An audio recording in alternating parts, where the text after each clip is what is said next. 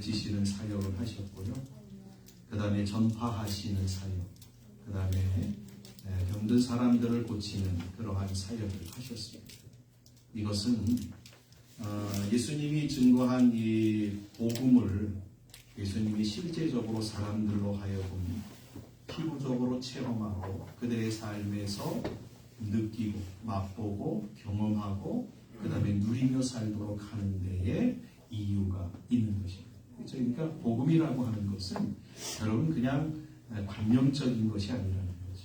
우리의 삶에 직접적이고 우리의 피부적인 것이고 우리의 생활적인 것이고 우리의 인생적인 것이다 라고 하는 것을 예수님의 이 활동들을 통해서 우리가 확인하게 되었습니다. 오늘 본문의 말씀은 예수님이 베데스다 연못에서 38년 된 병자를 고치시는 사건이 기록되어 있습니다. 1절의 말씀은 이렇게 시작하고 있습니다. 한번 볼까요? 그 후에 유대인의 명절이 되어 예수께서 예루살렘에 올라가셨다. 이렇게 증거하고 있습니다. 여기 그 후라고 하는 말은 이제 4장을 이야기하고 있는 내용으로 이 4장에 보시면 예수님이 사마리아 여인을 만나서 그를 구원하시는 이러한 일을 하시고 또 갈릴리로 가셔서 왕의 신하를 고치는 그러한 일을 행하신 후에라는 말씀입니다. 이것은 왜 구테여 성경이 그 후에라고 하는 단어를 쓰면서 이렇게 사건을 전개하고 있냐면 지금 예수님이 행하신 일들이 사실적인 것이다. 실제적인 것이다. 이거는 정말 있을 법한 일이 아니라 확실히 있었던 일이었다라고 하는 사실을 우리에게 분명하게 일러주기 위하여서 의도적으로 독자가 지금 기자가 사용하고 있다라고 하는 겁니다.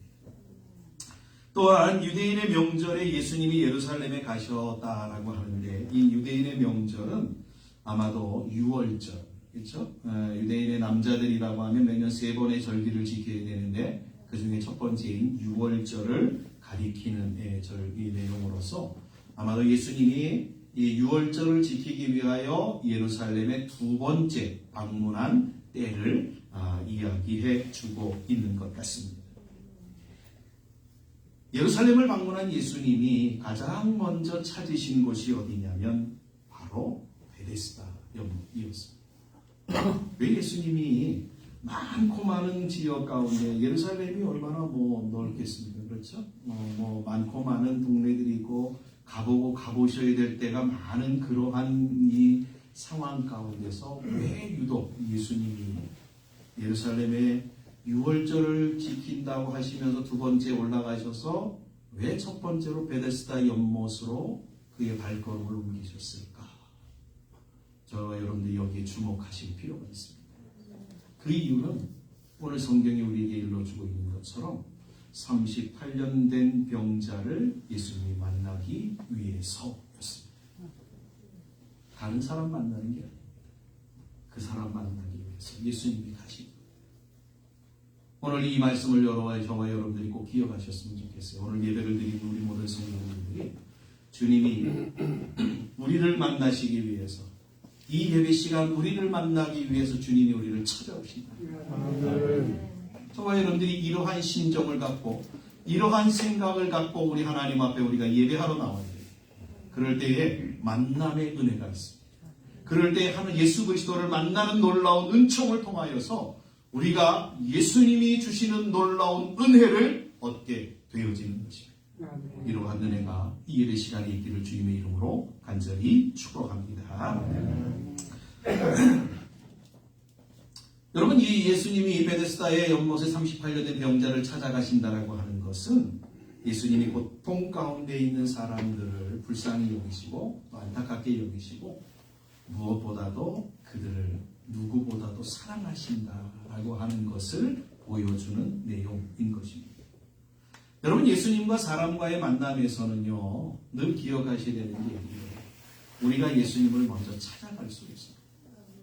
반드시 예수님이 우리를 먼저 찾아오셔야만이 만남이 이루어지고 성사됩니다. 왜 그럴까요? 왜 우리는 예수님 앞에 나아갈 수 없을까요? 왜 찾아갈 수 없을까? 우리는 죄인이기 때문에 그렇습니다. 인간은 죄인이기 때문에 감히 하나님 앞에 설 수 없기 때문입니다. 그러기에 우리가 예수님을 만나는 길은 그분이 우리를 찾아오셔야만 이루어지는 일인 것입니다. 그래서 성경은 예수님이 우리를 나를 찾아오셨다 이렇게 말하는 것을 뭐라고 얘기를 하냐면 그거 은혜라고 이야기해요. 은혜. 그러니까 주님이 나를 찾아오셔서 나를 만나주시는 것은 나를 찾아오신 것은 우리가 뭐예요? 은혜 받았다 이렇게 얘기를 하는 거예요. 은혜. 그러니까 우리에게 예수님이 찾아오셨다라고 한다면 우리는 하나님으로부터 어떤 사람들이에요? 은혜를 입은 사람들이에요. 그렇죠? 그래서 천사 가브리엘이 마리아를 찾아와서 제일 먼저 한 얘기가 뭐예요? 은혜를 받은 자요. 은혜를 받은 자. 그렇죠? 하나님이 찾아와서 만난 자가 은혜 받은 자예요. 저와 여러분들이 은혜를 받은 자인 줄 믿으시기를 주의 이름으로 간절히 축복합니다. 네. 그러니까 예수님이 이 베데스다의 연못을 찾아오시다.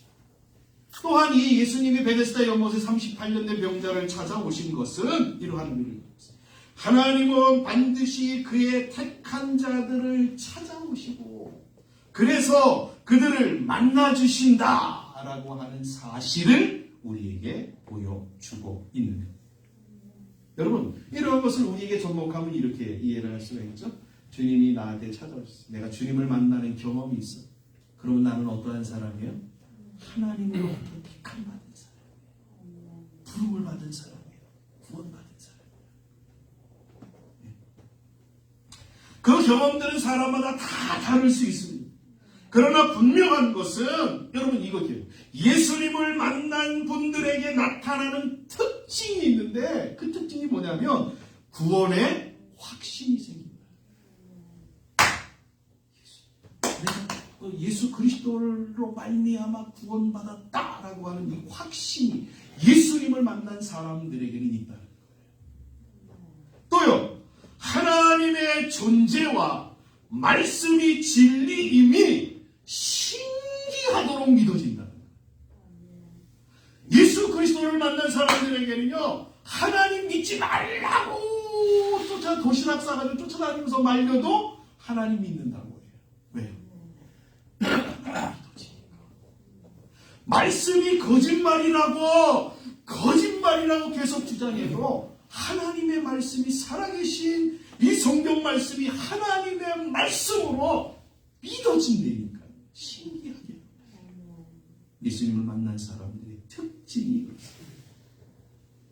오늘 예배를 드리시는 우리 모든 성도님들은 다 예수님 만난 경험들이 있으시지요. 여러분 경험이 있으시죠? 네. 그래서 구원의 확신과 하나님의 말씀 또 하나님이 믿어지시는지 만약에 이러한 것들이 없다라고 한다면 예수님을 인격적으로 만나는 기회가 있어요. 예수님을 만나시고 세상의 어떠한 사람들을 만남보다도 여러분 예수님을 만날 때 우리의 인생이 변화되죠. 예수님을 만날 때 우리의 모든 가지고 있었던 사고와 철학과 우리의 인생의 모든 것들이 실타래 풀리듯 하나하나 다 풀어지게 되지. 안 만나보니까 못 만나서 보니까 모르는 거예요.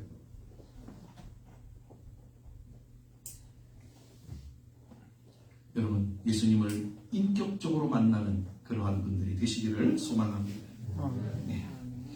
왜냐하면 구원은 오직 예수님을 통해서만 우리에게 주어지기 때문에 그렇습니다. 예수님을 만남에서 가장 중요한 은혜와 선물이 뭐냐면 우리에게 구원을 주신다.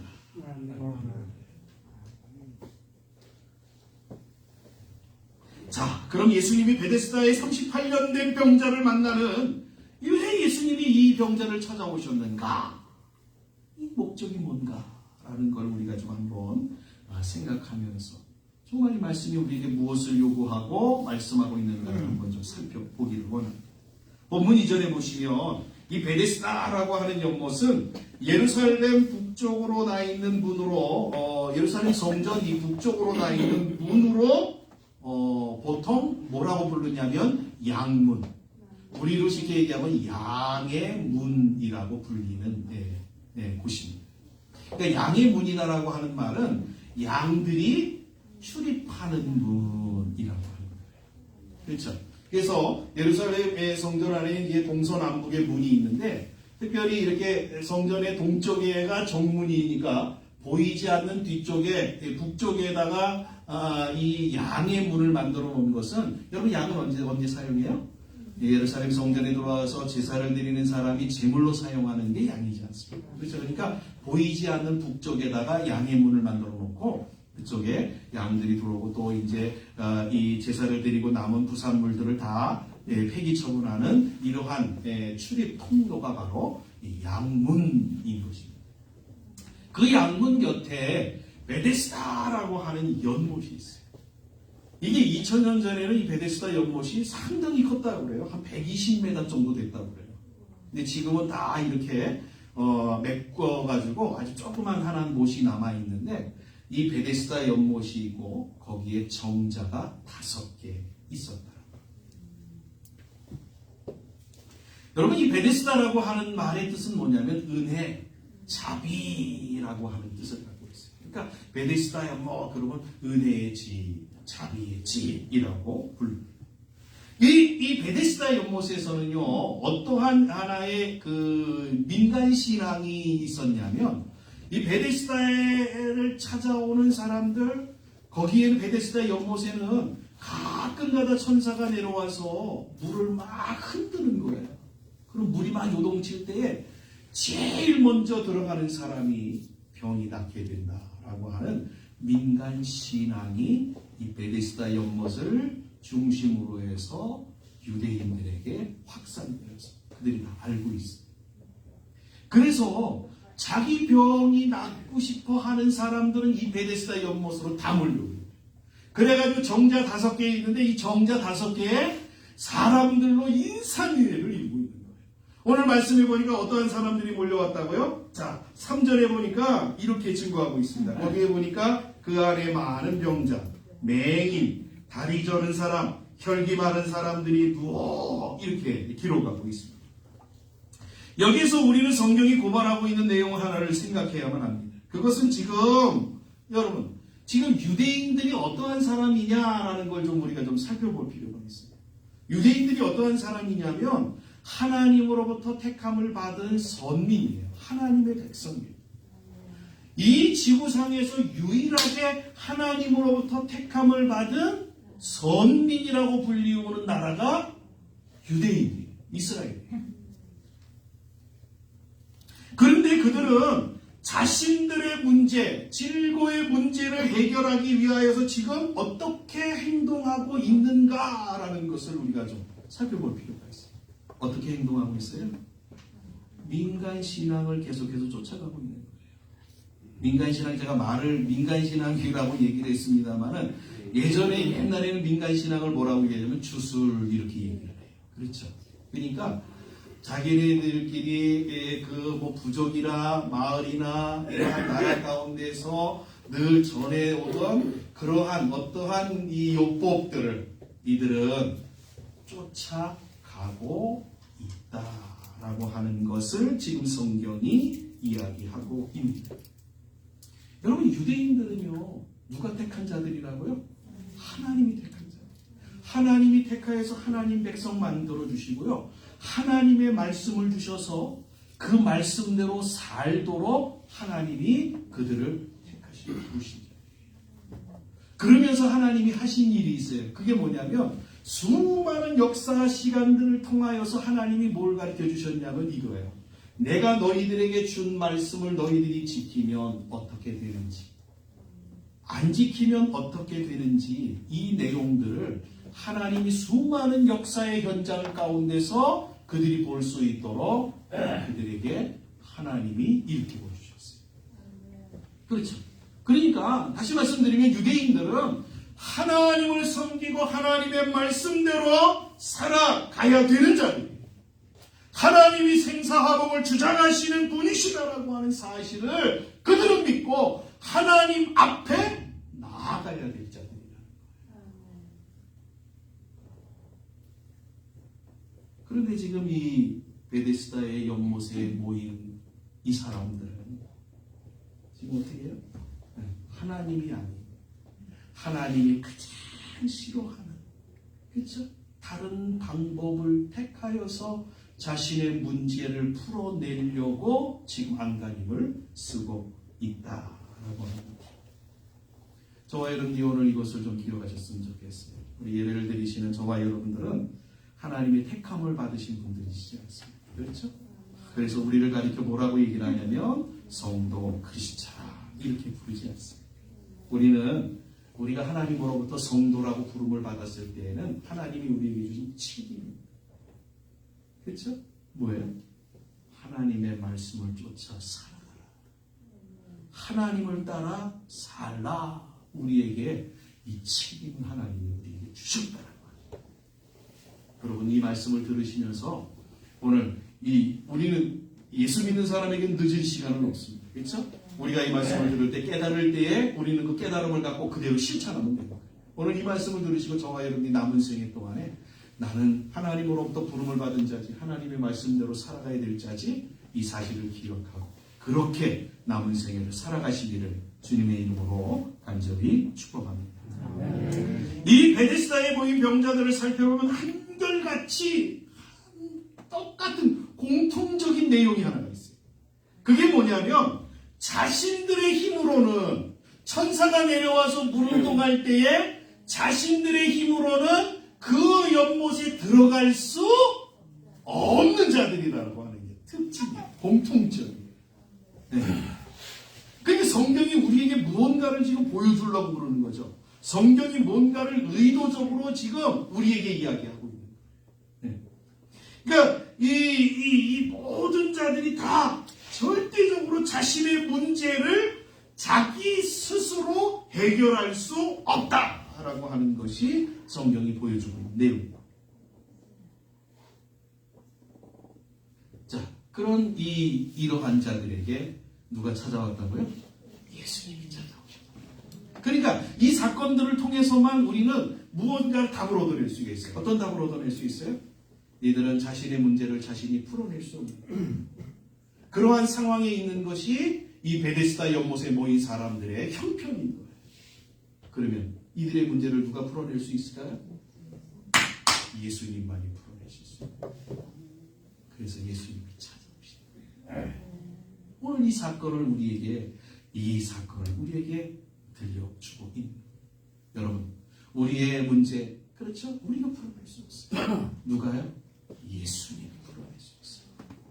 그래서 예수님이 우리의 삶에, 우리 인생에, 우리의 연약함 속에 찾아오신 것입니다.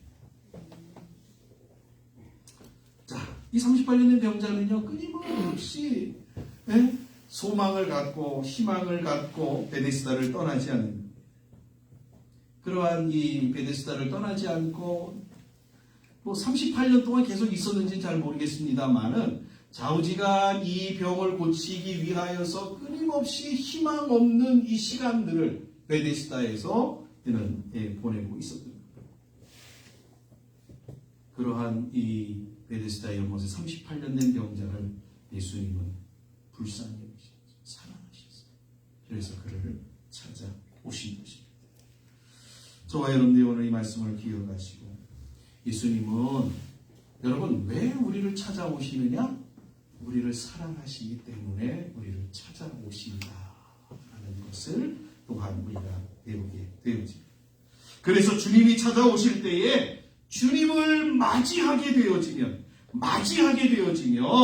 그를 맞이하는 자들에게 놀라운 커다란 변화가 일어나게 되어지는 것입니다. 자, 오늘 이러한 변화를 이 38년 된 베데스다 연못의 이 병자가 어떠한 변화를 맞이했는가를 한번 좀 우리가 살펴봅시다. 6절을 한번 보겠습니다.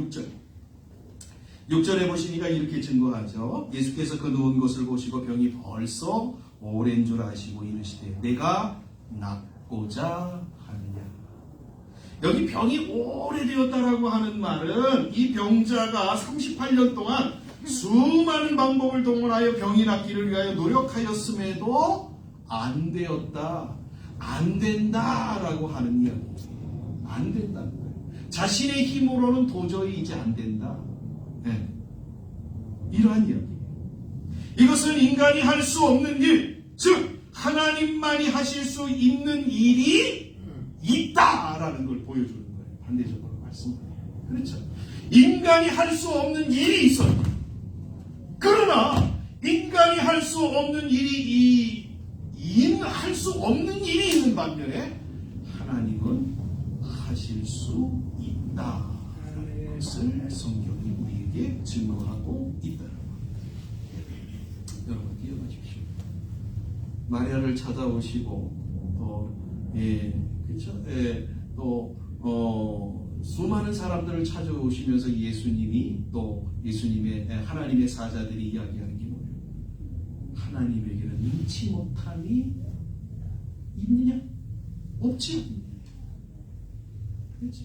하나님에게는 능치 못함이 없다라고 하는 것을 우리에게 말씀하고 있다. 여러분, 사람이 할 수 없는 일이 있습니다. 그러나 이것은 반대로 뒤집어 보면 하나님은 하실 수 있습니다 라고 하는 것을 우리에게 일러주고 있는 것입니다. 하나님은 그의 택한 자녀들이 행복하고 건강하게 사는 것을 누구보다도 원하시는 그러한 분이십니다. 그러기에 이 택한 자인 38년 된 병자를 예수님이 찾아오십니다. 그런데 오늘 말씀은 아주 난해한 말씀입니다. 이 병자를 찾아오셔서 보통 예수님이 이 공생의 기간에 사복음서에서 나오는 예수님이 병자들을 고치실 때의 상황들을 살펴보면 믿음의 너를 구원하였다는 등 믿음이라고 하는 단어, 또 구원이라고 하는 단어들을 예수님이 계속 사용하시고 그것들을 요구하셨음을 우리가 보게 되었습니다. 근데 오늘 말씀해 보시면 예수님은 별 말씀을 안 하신 것 같아요. 그렇죠? 오늘 말씀해 보니까 아까 6절에 읽었던 데 보니까는 예수님이 이 병자를 향하여서 보시고 이르시되 네가 낫고자 하느냐라고 하는 이 질문 한 가지만 던진 것 같습니다. 아니 이렇게 당연한 질문을 예수님이 던지는 건가요? 아니 지금 38년 동안 아파가지고 누워가지고 이러한 사람에게 소원이 뭐가 있겠어요?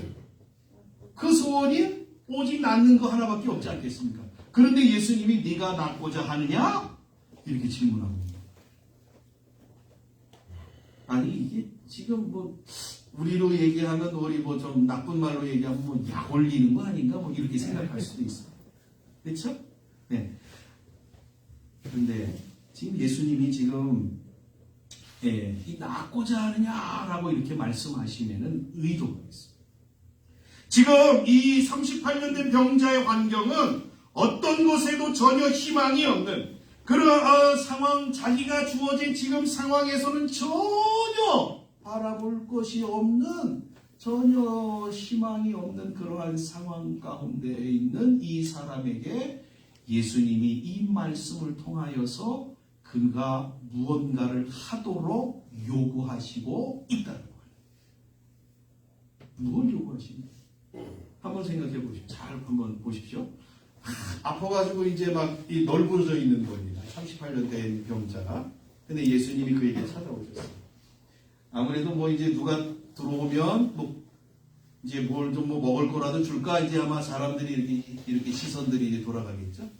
그렇죠? 근데 예수님이 38년 된 병자 앞에 가서 딱 서가지고 예수님이 그 38년 된 병자를 주목하여 바라보시는 거예요. 그리고 네가 낫기를 원하느냐? 이렇게 물어보십니다. 여러분 어떤 현상이 벌어지겠습니까?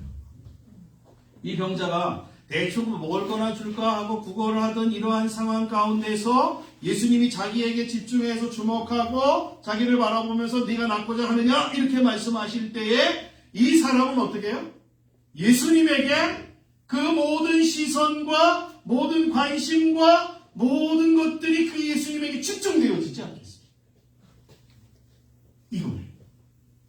예수님이 지금 이 내가 낳고자 하느냐라고 하는 이 말씀을 통하여서 무엇을 그에게 요구하시고 있느냐면 그 38년 된 병자로 하여금 주님께로 시선을 고정하고 주님께로 마음을 고정하도록 하시기 위함이다라고 하는 것입니다.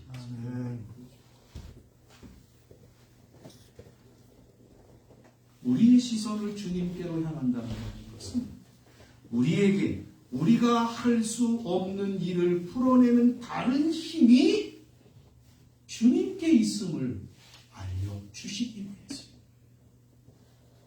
우리의 힘으로 안 되는 상황에서 그래도 뭔가 해보겠다라고 몸부림치는 것이 아니라 하나님은 하실 수 있는, 못하실 것이 없는 그런 분이라고 하는 사실을 의지하도록 하는 것이 예수님이 네가 낳고자 하느냐라고 하는 말씀을 통해서 이 환자로 하여금 그 생각을 갖도록 지금 유도하고 계신 것이라고 하는 거예요.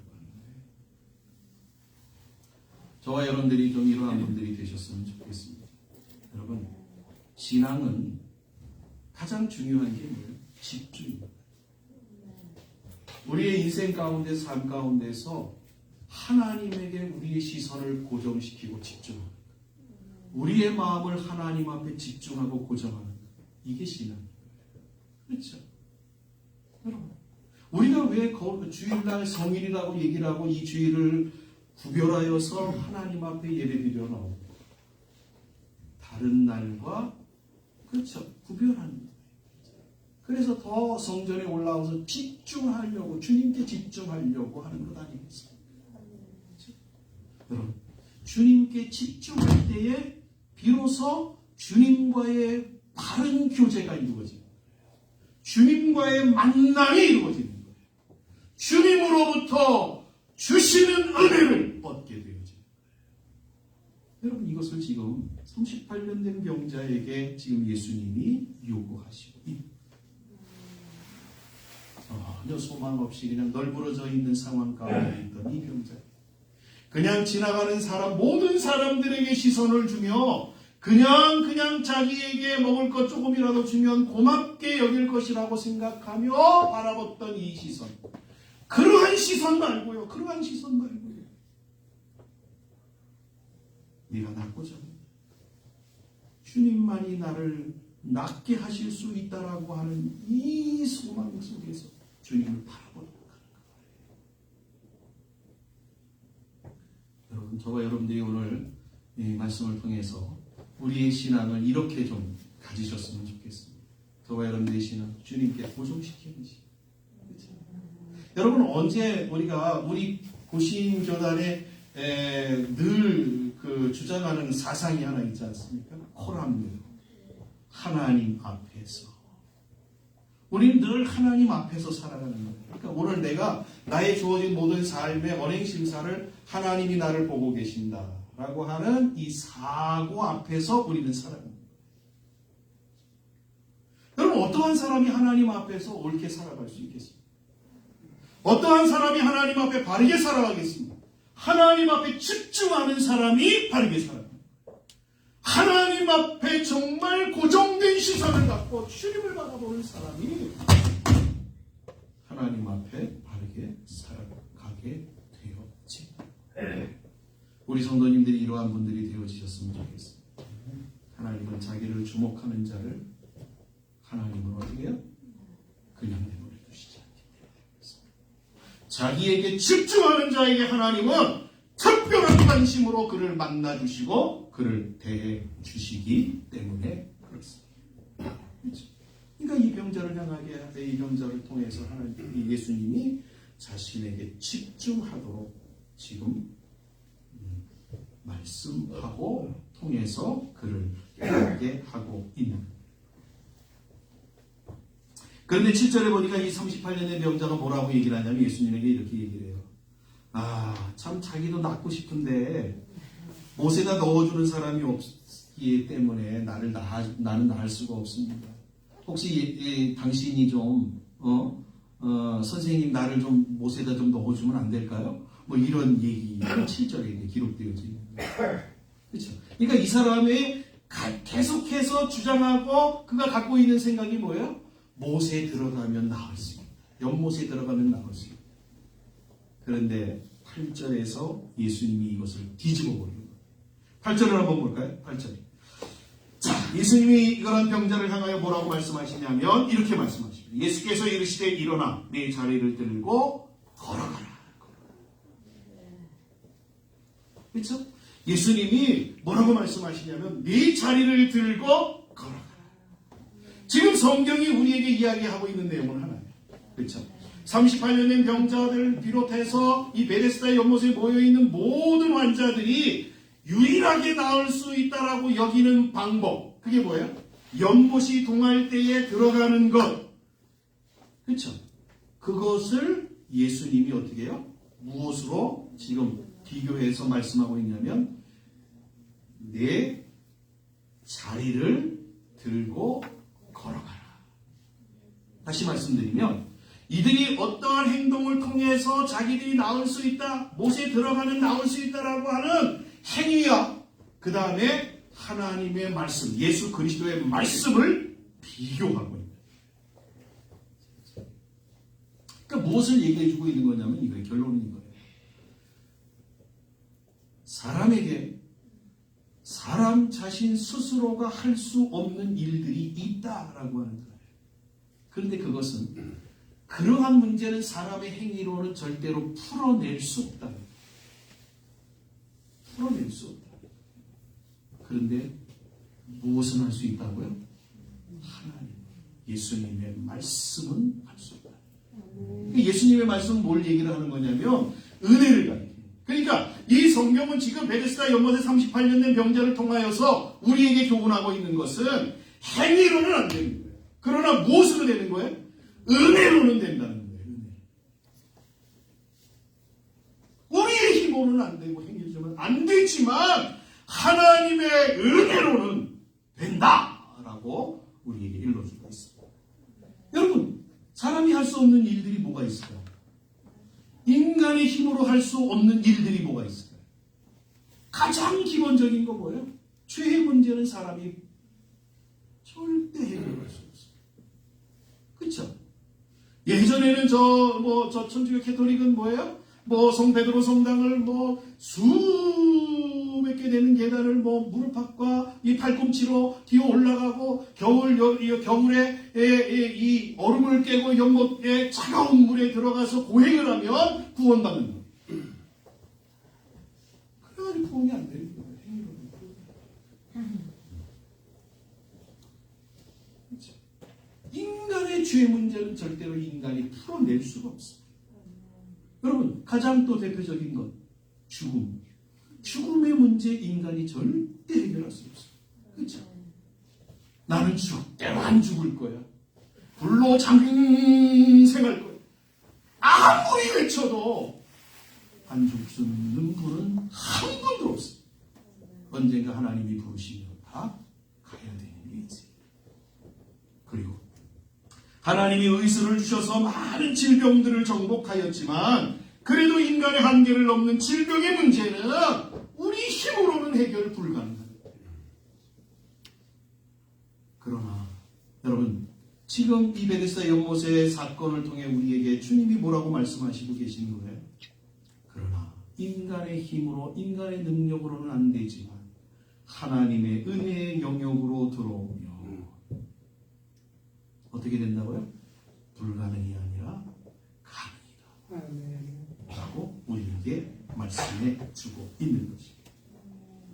왜 그렇습니까? 하나님은 천지 만물의 창조주 아니십니까? 인간을 만드신 분 아니십니까? 그렇죠?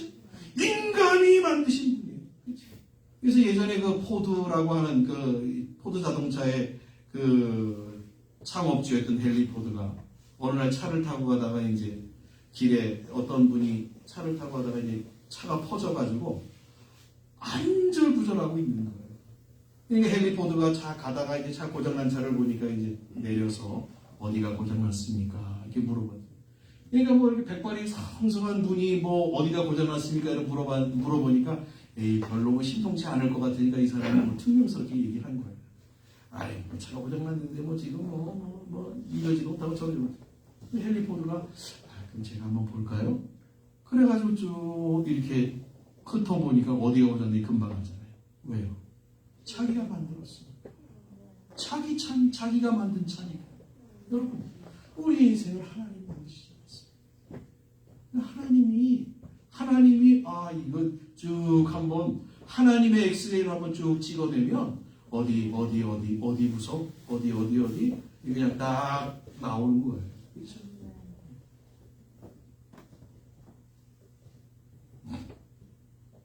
여러분, 은혜란 하나님이 가지신 고유의 권한이고 하나님의 하나님 되심을 보여주는 내용입니다. 여러분, 신자란 하나님의 은혜를 얻은 사람, 아니 하나님의 은혜 없이는 살아갈 수 없는 자들인 겁니다.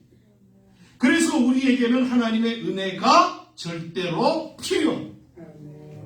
여러분, 이 하나님의 은혜의 영역 가운데 살아가는 비전이 있어요. 하나님의 은혜를 사모하는 자의 모습을 보여주는 아주 중요한 내용이 하나 있어요. 뭐예요? 어떠한 사람이 하나님의 은혜를 사모하는 자일까요? 어떠한 사람이 하나님의 은혜를 인정하는 자일까요? 어떠한 사람이요? 기도하는 사람. 기도하는 사람. 기도한다라고 하는 것은 내가 하나님의 은혜를 사모합니다. 고백합니다. 하나님의 은혜 없이는 나는 살아갈 수 없습니다. 라고 하는 걸 고백하고 인정하는 거예요. 이게 기도입니다. 저와 여러분들의 삶 속에서 기도가 있어요. 하나님 앞에 납작 엎드려 하나님 살려주세요. 하나님 은혜 베풀어 주세요.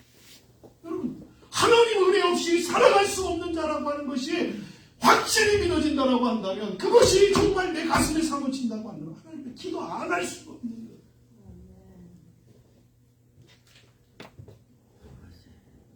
38년 된 병자는 자신의 노력이 아니라 하나님의 은혜로 노임을 얻게 되었습니다. 시편의 기자가 고백한 것처럼 우리는 한 경점도 눈 깜짝할 사이도 침 삼킬 동안도 하나님의 은혜 없이는 살아갈 수 없어요. 아니, 인생을 살아가다 보면 우리의 힘으로 할 수 없는 일들을 수없이, 이제 우리 교회는 연세 드신 분들이 많아서 앞으로 가면 우리의 힘으로 할 수 없는 일들을 만나게 되죠. 물론 하나님이 이 만나는 일들을 다 아름답게 우리의 눈에 보기에 선하게 다 해결해 주시지 않을 수도 있습니다. 그러나 우리는 아시잖아요. 하나님은 모든 것들을 합력하여 선을 이루어 주시는 우리를 사랑하시는 하나님이시다라는 사실은 우리는 분명하게 알고 있지 않습니다.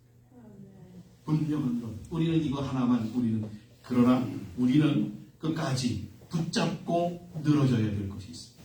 왜냐하면 하나님은 하나님의 은혜가 우리는 절실하게 필요한 자이기 때문에 그러기에 하나님의 은혜가 절실히 필요하기 때문에 우리는 끊임없이 하나님의 은혜를 구하는 기도의 자리로 나아가야 됩니다. 그럴 때 하나님의 은혜 안에서 저와 여러분은 놀라운 새로운 아름다움, 하나님의 풍성함들을, 하나님의 기가 막힘들, 하나님이 우리에게 베풀어 주시는 놀라운 계획들을 만나게 될 것입니다. 그러한 은혜가 저와 여러분들의 삶 가운데 있기를 주님의 이름으로 간절히 축복합니다. 그래서 우리의 힘이 아니라 하나님의 은혜였습니다. 고백하는 이 사도 바울의 고백과 같은 고백이 저와 여러분들의 삶에 정말 많이 주렁주렁 맺혀지는 그러한 복이 있기를 간절히 축복합니다. 기도하겠습니다. 사랑하는 하나님 아버지 감사합니다.